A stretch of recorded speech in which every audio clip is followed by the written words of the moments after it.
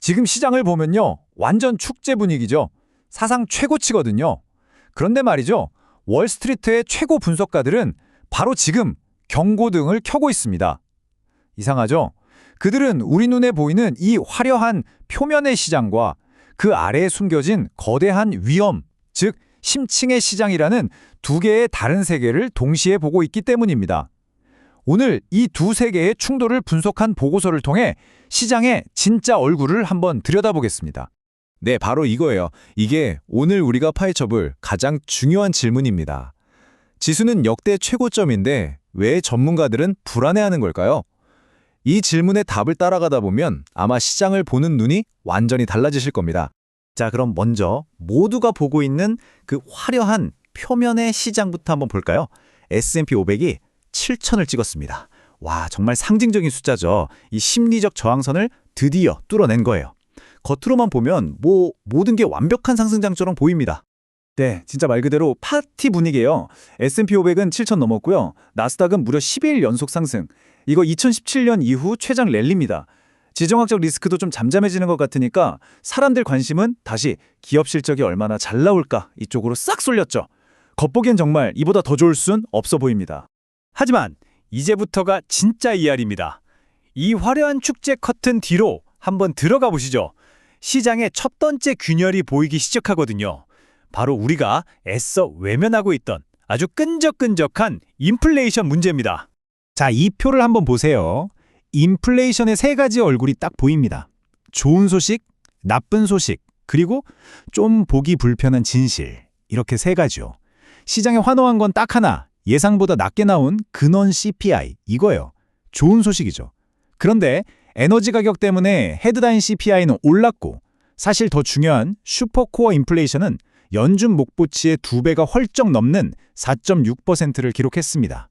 이게 바로 그 불편한 진실인 거죠. 그러니까 결국 시장은 자기가 보고 싶은 것만 딱 골라서 보고 있는 셈이에요. 그러니까 이 데이터를 놓고 월가의 거물들조차 지금 완전히 다른 얘기를 하고 있는 거예요. 모건 스탠리는 이거 다 노이즈야. 연준은 결국 금리 내릴 거야. 이런 낙관론을 펼치고 있고 반대로 JP 모건은 무슨 소리, 데이터가 이렇게 강한데 금리 인하는 어림도 없지. 이렇게 현실론을 주장하고 있죠. 한마디로 전문가들 사이에서도 지금 의견이 완전히 갈렸다는 겁니다. 아니, 그럼 도대체 이 랠리의 정체가 뭘까요? 정말 경제 펀더멘털이 튼튼해서 오르는 걸까요? 아니면 그냥 기술적인 속임수 같은 걸까요? 보고서는 후자에 가깝다고 아주 날카롭게 지적합니다. 그 핵심 동력으로 지목된 게 바로 쇼커버링입니다. 이게 뭐냐면 아주 간단히 말해서 시장이 떨어질 거라고 베팅했던 사람들이 있잖아요. 주식을 빌려서 미리 팔아둔 거죠. 근데 주가가 거꾸로 오르니까 아이고 큰일 났다 싶어서 손실을 막으려고 어쩔 수 없이 그 주식을 다시 사들이는 거예요. 이게 경제가 좋아서 오르는 게 아니죠. 그냥 기술적인 수급 때문에 억지로 기계적으로 밀려 올라가는 겁니다. 그래서 이 보고서가 내린 결론은 아주 명확합니다. 지금 이 상승은 경제의 힘이 아니라는 거예요.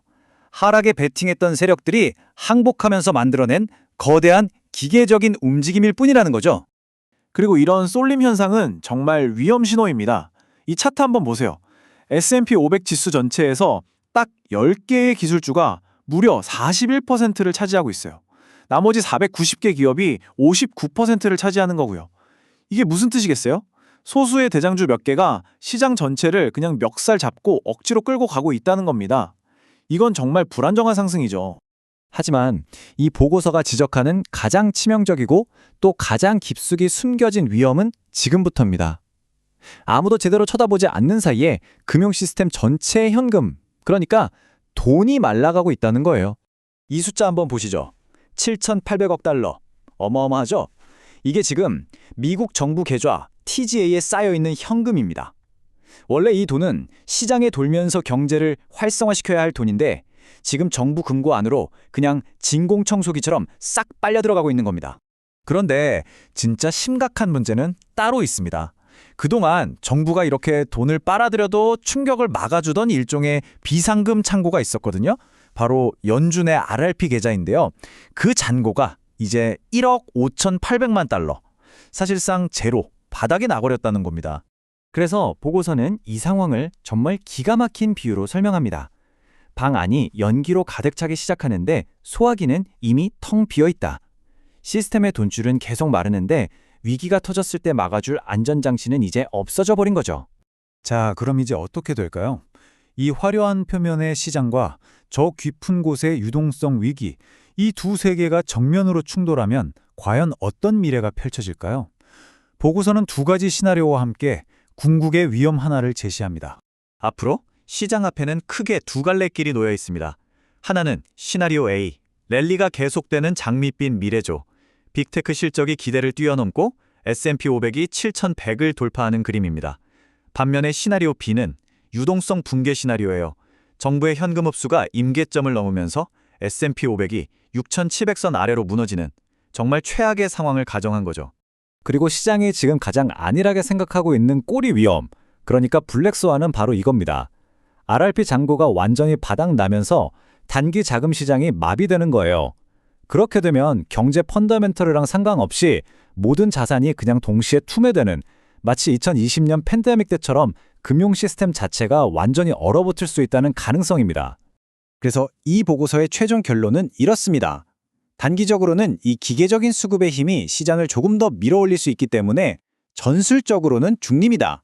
하지만 유동성 안전망에 사라진 이 시장의 기반이 너무나 약하기 때문에 구조적으로는 매우 취약하다는 겁니다. 겉은 멀쩡해 보이지만 속은 고맞다는 거죠. 이 차트가 오늘 내용의 핵심을 딱 보여줍니다. 왼쪽에 높은 막대 보이시죠? 시장은 AI 같은 성장 스토리에 대한 기대감을 100% 가격에 꽉 채워서 반영했어요. 그런데 오른쪽 막대를 보세요. 시스템에 돈이 마르고 있다는 이 유동성 리스크는 거의 무시하고 있습니다. 바로 이 엄청난 불균형, 이게 지금 시장의 가장 큰 맹점이라는 겁니다. 그런데 말이죠. 바로 그 구조적인 취약성을 보여지는 첫 번째 경고등이 어젯밤에 켜졌습니다. 장이 끝나고 나서 넷플릭스가 예상보다 낮은 이익 전망을 발표했거든요. 그러자 주가가 시간외 거래에서 무려 8%나 폭락했습니다. 이게 뭘 의미할까요? 어쩌면 계속 요금을 올리면서 버티던 성장 모델이 이제 한계에 부딪혔다는 신호일 수 있습니다. 그리고 더 나아가서 이게 시장 전체를 혼자 떠받치고 있던 거대 기술주들의 단단한 갑옷에 생긴 첫 번째 균열은 아닐까요? 오늘 분석의 결론을 이 한마디로 대신할 수 있을 것 같습니다. 환호성은 실적에서 나오지만 비명은 항상 유동성에 마를 때 시작된다. 시장의 화려한 환호성 뒤에 가려진 이 유동성의 그림자를 반드시 기억해야 할 때입니다.